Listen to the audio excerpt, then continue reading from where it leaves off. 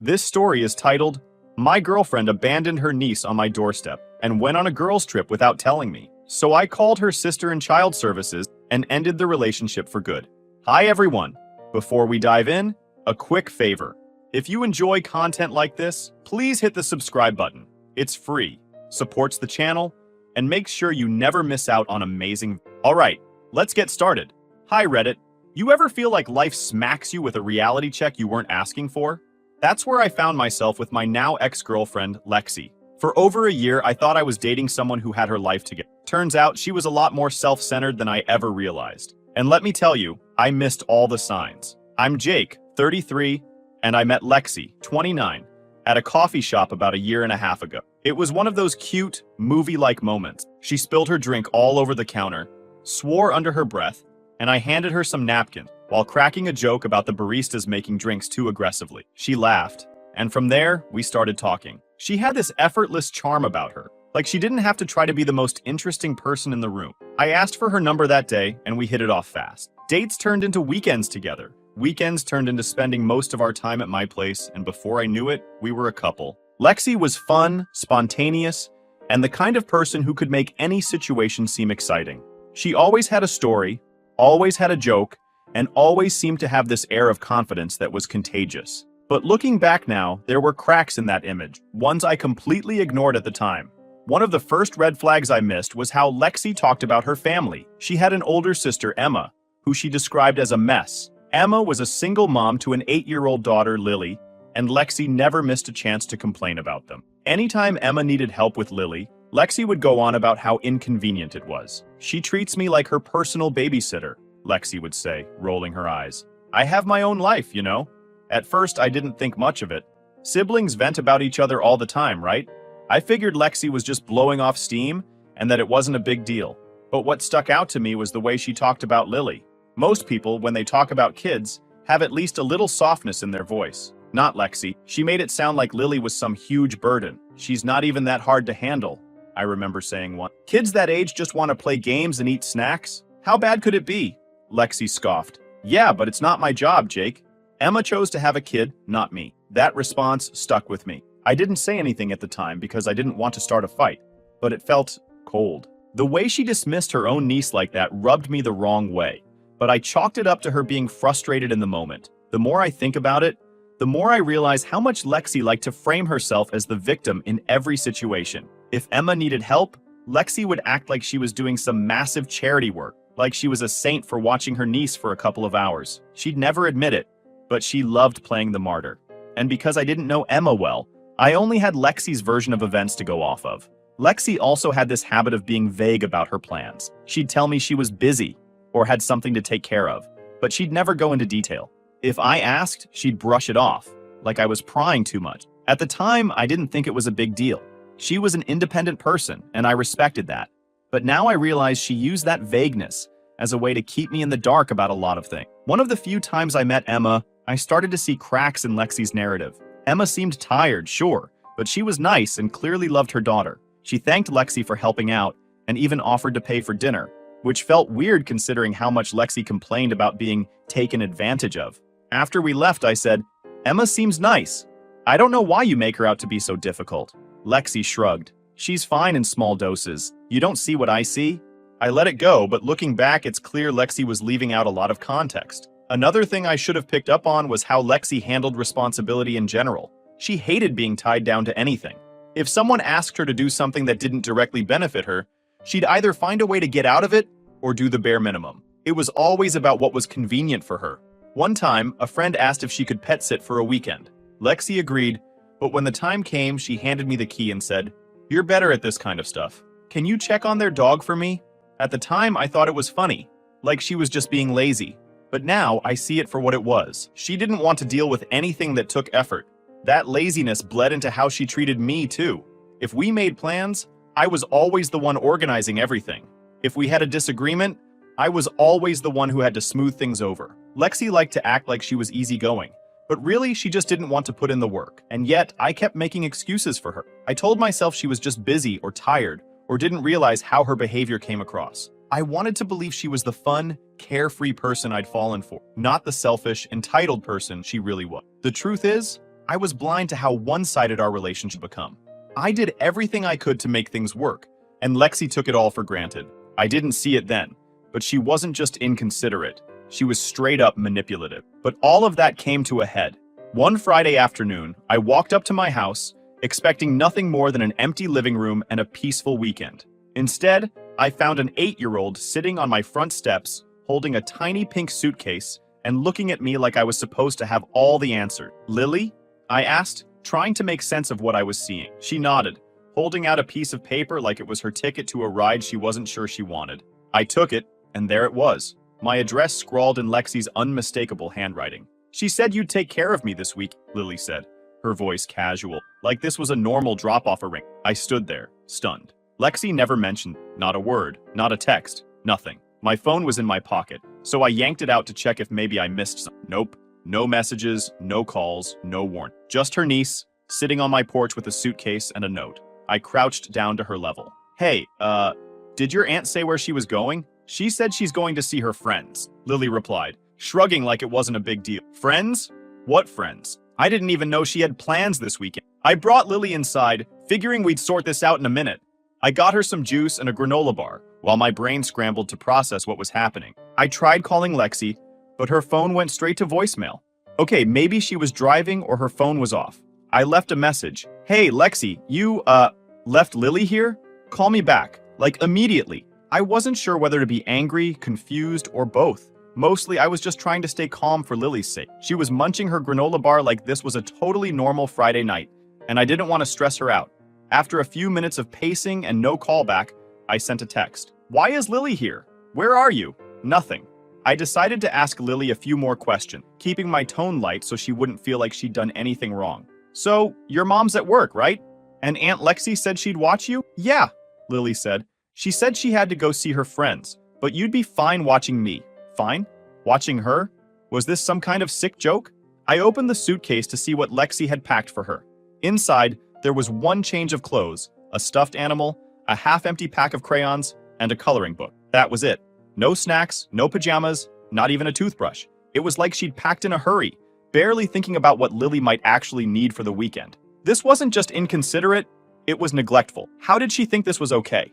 At that point, I was fuming. I called her again, straight to voicemail. Again. I tried texting her.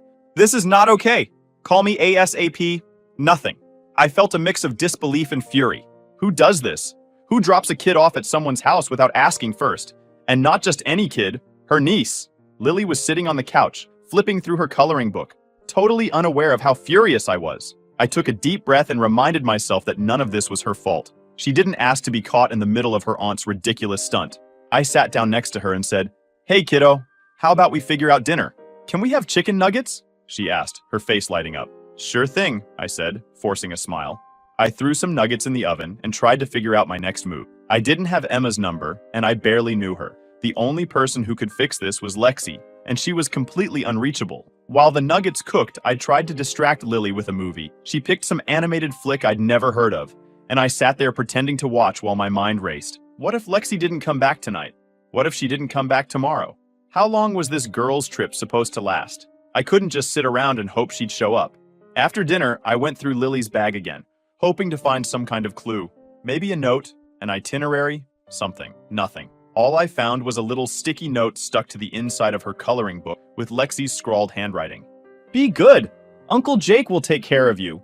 Uncle Jake? I wasn't her uncle. I was Lexi's boyfriend. And since when did I agree to this? The note felt like a slap in the face. Lexi hadn't even bothered to call or text me before making this decision. She just assumed I'd handle it. By bedtime, I was at my wit's end. I set up the guest room for Lily, made sure she had everything she needed, and tucked her in. She smiled and said, "Thanks, Uncle Jake," like this was all perfectly normal. As soon as she was asleep, I paced around the house, trying to figure out what to do. Should I call the police? Child services? Was this serious enough for that? It wasn't like Lily was in immediate danger. She was safe, fed, and sleeping in a warm bed. But this wasn't normal. I decided to give Lexi one last chance before escalating things. I sent her another text. "I spoke to Lily. I know you're on a trip. You need to call me right now. This is crazy." I stared at my phone, waiting for the little typing bubble to pop up. It didn't. No reply, no callback, nothing. At that point, I realized two things. First, Lexi wasn't going to call me back anytime soon. She dropped Lily off and clearly thought that was enough. Second, I was going to have to figure this out on my own. I made a mental note to call a mutual friend in the morning to see if they could help me track down Emma's number. If Lexi wasn't going to step up, I'd have to go straight to the source. As I lay in bed that night, I couldn't stop replaying everything in my head. All of it felt surreal. Lexi had always acted like she was so put together, like she had everything under control. But this was something else entirely. Something had to give, and I wasn't going to let Lexi's irresponsibility slide. Not this time. The next morning, I woke up still annoyed and confused. I checked my phone. No missed calls or texts from Lexi. At this point, I wasn't even surprised. I got up, made Lily some breakfast, and tried to focus on her instead of the mess Lexi had dumped on me. Lily was a sweet kid, totally unbothered by the chaos her aunt had caused. She chatted about her favorite shows while munching on her pancakes, and I nodded along, trying not to let my frustration show. Once breakfast was done, I set her up with some cartoons and started making calls. My first priority was to get in touch with Emma. I didn't have her number, but I figured someone in our circle might. I called a mutual friend, Sarah, and explained the situation. Wait, Lexi dropped her niece at your place without telling you? Sarah sounded as shocked as I felt. Yeah, I said.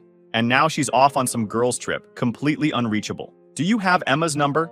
I need to let her know what's going on. Sarah paused for a moment before saying, I don't have her number, but I know someone who might. Let me text you in a bit. I thanked her and hung up, already feeling a little better. At least I was doing something to fix this. While I waited for Sarah's update, I started cleaning up the kitchen.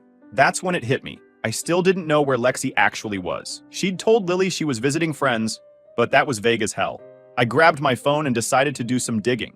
I opened Instagram, and sure enough, there she was, posting stories like nothing was wrong.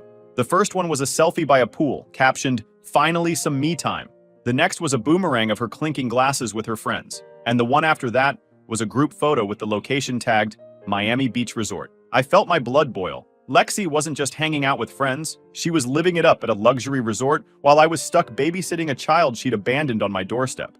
And she didn't even seem to care. I kept scrolling through her posts, trying to piece together the timeline. She'd been bragging about this trip all week, but I hadn't paid much attention at the time. Now it all made sense. While I was working and planning for a quiet weekend, Lexi was packing her bags and plotting her escape. The more I scrolled, the angrier I got. It wasn't just the trip, it was the sheer audacity of it all. She hadn't asked me to help, hadn't even bothered to warn me. She just assumed I'd handle it, like I was some kind of backup plan. Then I noticed something else. In one of her photos, there was a receipt on the table, half covered by a drink. The name on the receipt wasn't hers, it was mine. My stomach dropped. I grabbed my wallet and checked my bank app. And sure enough, there it was. Multiple charges from the Miami Beach Resort. Flights, hotel, meals, and even a spa package, all on my credit card. I sat there, stunned, as the realization sank in. Lexi had stolen my card to fund her trip. She'd not only dumped her niece on me without asking, but she'd also used my money to pay for her getaway. At that moment, my frustration turned into full-blown rage. I wasn't just angry about the inconvenience anymore. I felt completely disrespected. Who does that to someone they're supposed to care about?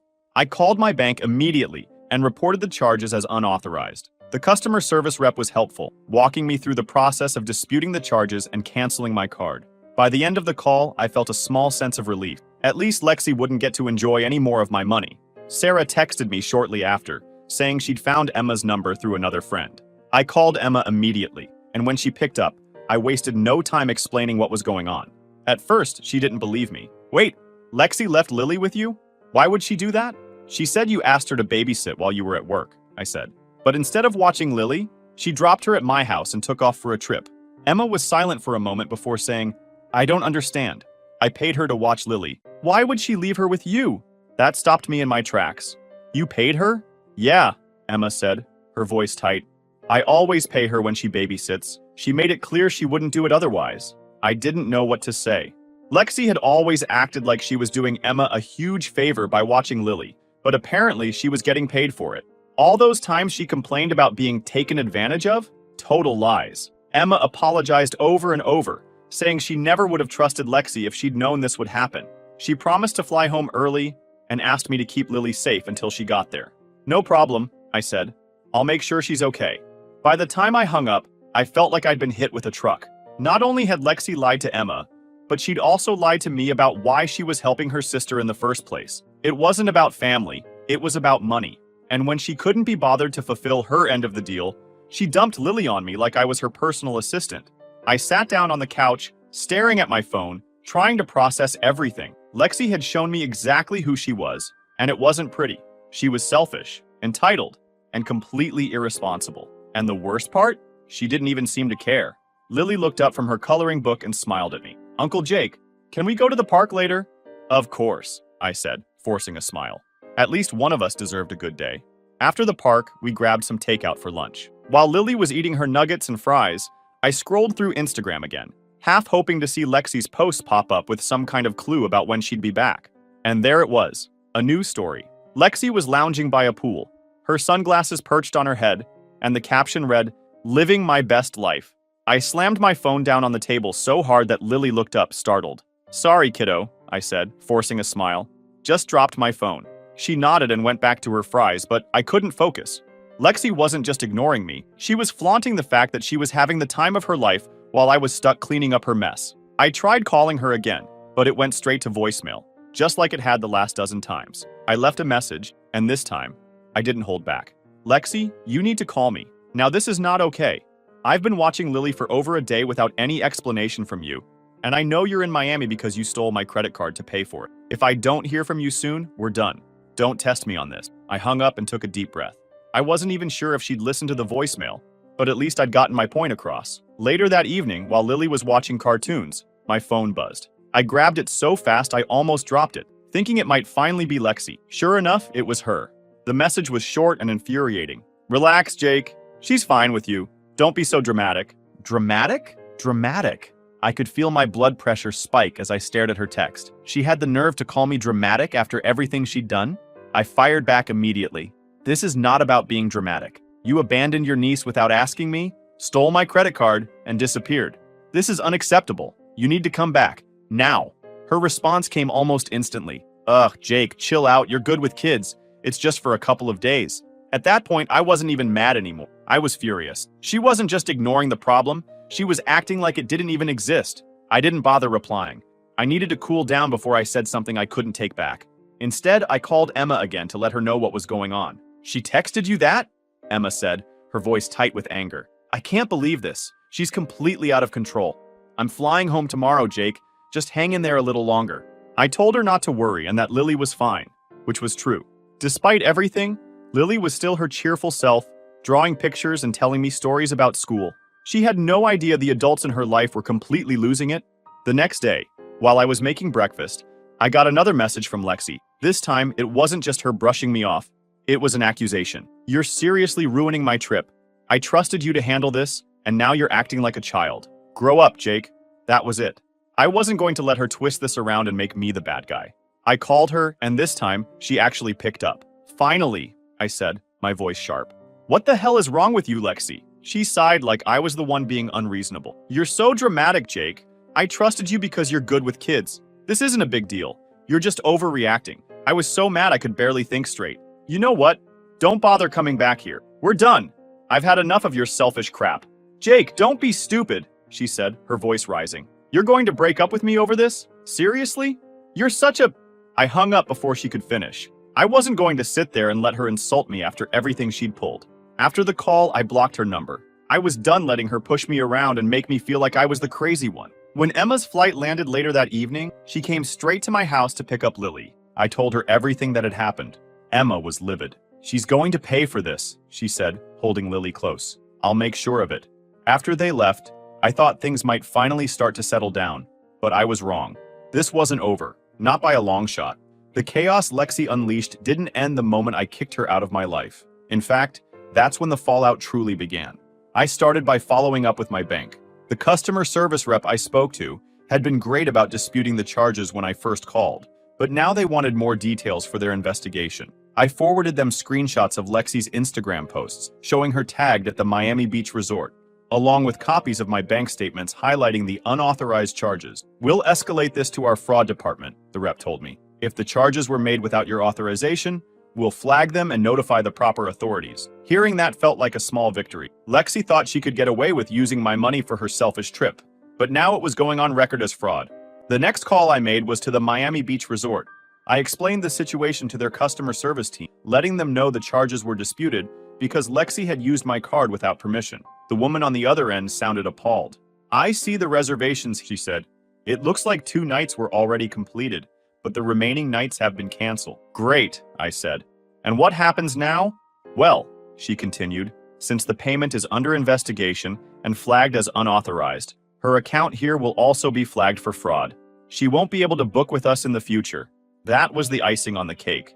Lexi loved flaunting her luxury trips, and now one of her go-to spots was banning her. It wasn't going to undo the damage she'd done, but it was a step in the right direction. Meanwhile, Emma and I stayed in close contact. She was furious and laser-focused on making sure Lexi couldn't pull a stunt like this again.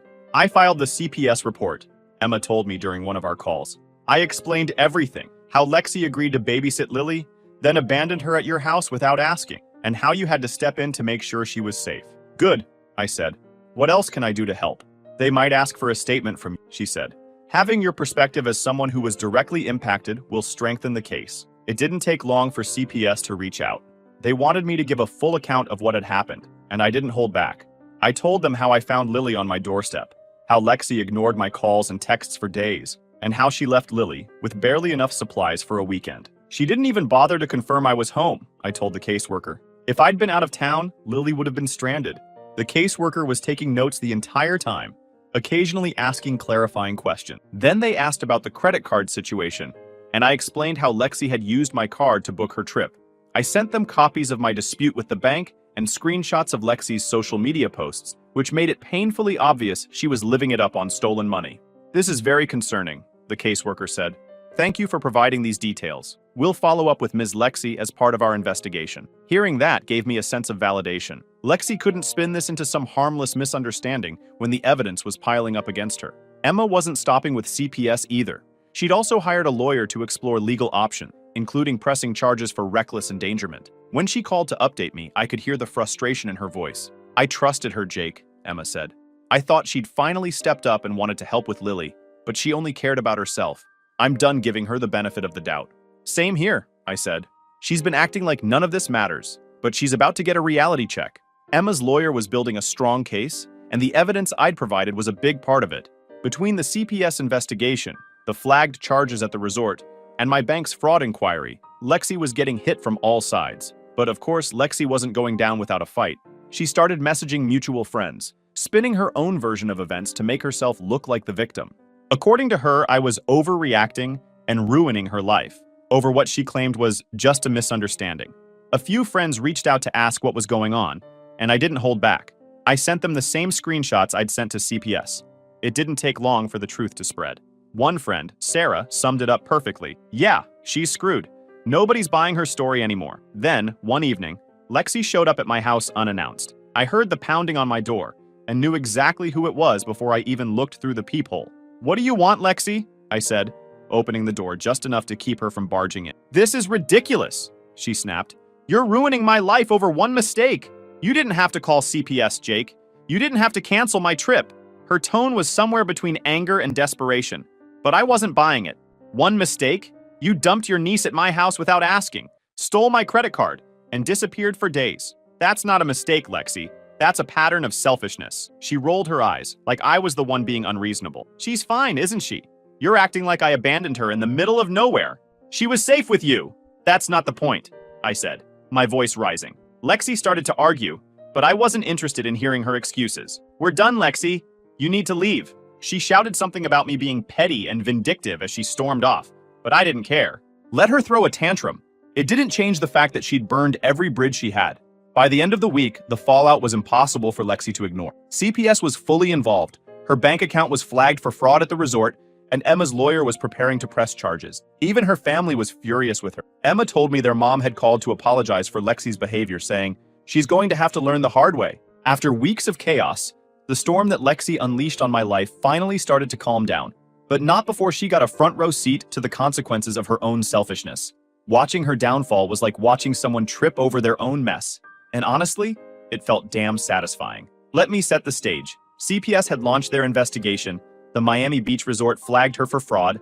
My bank was moving forward with its inquiry, and Emma's lawyer was gearing up to press charges. Every door Lexi tried to escape through slammed shut, and she was finally realizing she couldn't charm or lie her way out of this one. But of course, Lexi didn't go quietly. Even as everything fell apart around her, she tried to shift the blame onto anyone but herself. She posted this long, melodramatic rant on social media about how she was being targeted by people who didn't understand her situation. "Everyone needs to calm down," she wrote, "because this is all a misunderstanding. I trusted the wrong people and now I'm paying for it. It's so unfair." Unfair? That word hit me like a slap.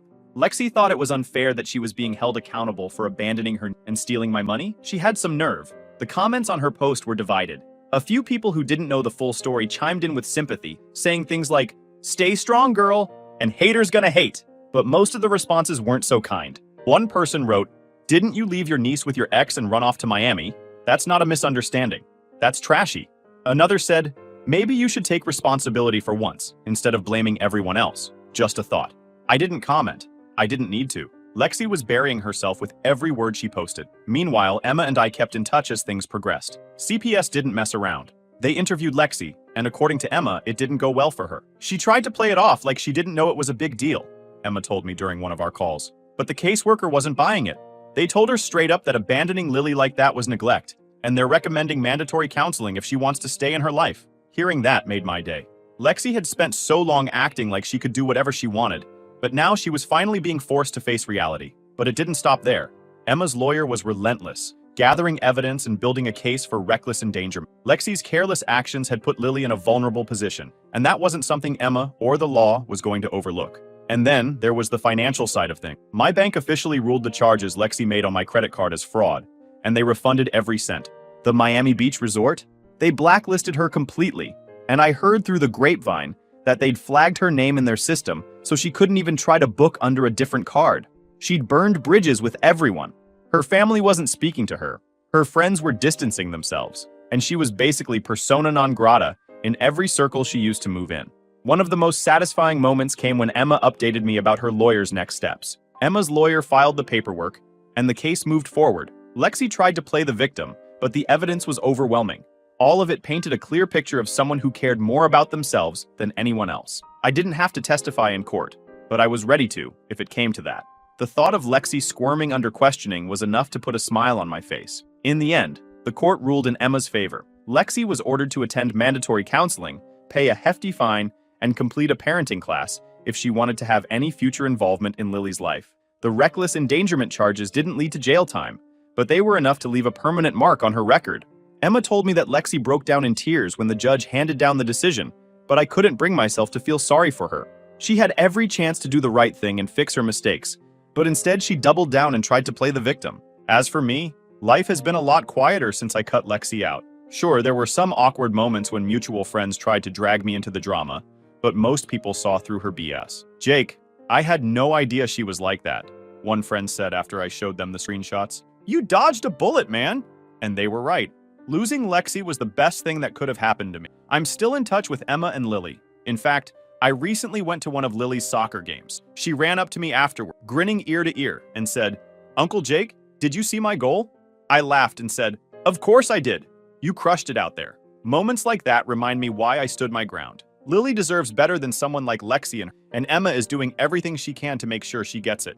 As for Lexi, she's been radio silent since the court ruling. Last I heard, she moved back in with her parents and was trying to get her life together. Part of me wonders if she's actually learned anything, but honestly, it doesn't matter. She's out of my life, and that's what counts. Looking back, I'm proud of how I handled everything. I could have let Lexi manipulate me into letting it slide, but instead, I stood up for myself and for Lily. Sometimes doing the right thing isn't easy, but it's always worth it. Lexi thought she could dump her problems on me and walk away without a scratch. Instead, she lost her vacation, her family's trust, her reputation, and me. And you know what? She deserved it.